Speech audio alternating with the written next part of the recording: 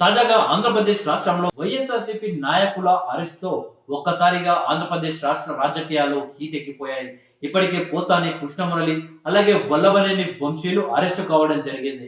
అయితే వైఎస్ఆర్సీపీ అధికారంలో ఉన్న సందర్భంలో పోసాని కృష్ణమురళి అలాగే వల్లభనేని వంశీ ఏ రకంగా తెలుగుదేశం జనసేన పార్టీ నాయకులపై రెచ్చిపోయారో మనమంతా చూసాము. అయితే కూటమి అధికారంలోకి వచ్చిన తర్వాత వల్లభనేని వంశీ, పోసాని కృష్ణమురళితో పాటు మాజీ మంత్రి రోజా, పేర్ని నాని, అనిల్ కుమార్ యాదవ్ అలాగే కొడాలి నాని అంతా కూడా అరెస్టు అవుతారు అని చెప్పేసి వార్తలు వచ్చాయి. అయితే కూటమి ప్రభుత్వం మాత్రం కేవలం అభివృద్ధి పైన ఫోకస్ చేయడం వల్ల లక్ష్య సాధింపు రాజకీయాలకు దూరంగా ఉంటూ వచ్చింది.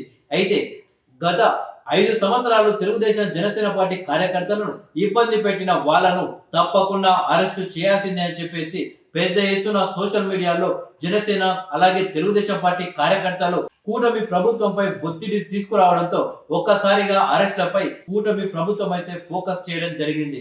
ఇందులో భాగంగా వల్లభనేని వంశీ, పోసాని కృష్ణమురళి అయితే అరెస్ట్ కావడం జరిగింది. ఇక నెక్స్ట్ వచ్చేసి ఆర్కే రోజా అలాగే గోరెంట్ల మాధవ్ అయితే అరెస్టు కాబోతున్నట్లయితే వార్తలు వస్తున్నాయి.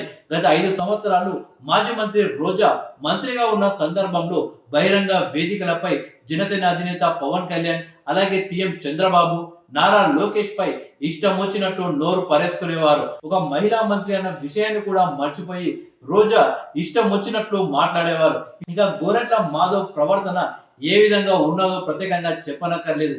ఏకంగా ఆయనకు సంబంధించిన ఒక న్యూడ్ వీడియో దేశవ్యాప్తంగా వైరల్ కావడంతో వైఎస్ఆర్సీపీ సగం పరువు పోవడానికి గోరంట్ల మాధవే కారణమయ్యారు. ఇలా మొత్తానికి గత 5 సంవత్సరాలు ఎగిరెగిరి పడ్డ వైఎస్ఆర్సీపీ నాయకులనైతే కూటమి ప్రభుత్వం అరెస్టు చేస్తుంది. ఇక నెక్స్ట్ లిస్ట్ లో వచ్చేసి ఆర్కే రోజా అలాగే గోరంట్ల మాధవ్ అయితే ఉన్నట్టు తెలుస్తుంది. కేవలం వీళ్ళిద్దరైనా లేకపోతే పేర్ని నాని అలాగే కొడాలి నాని కూడా అరెస్ట్ అయితే అవకాశాలు ఏమైనా ఉన్నాయా మాత్రం తెలియాల్సి ఉంది.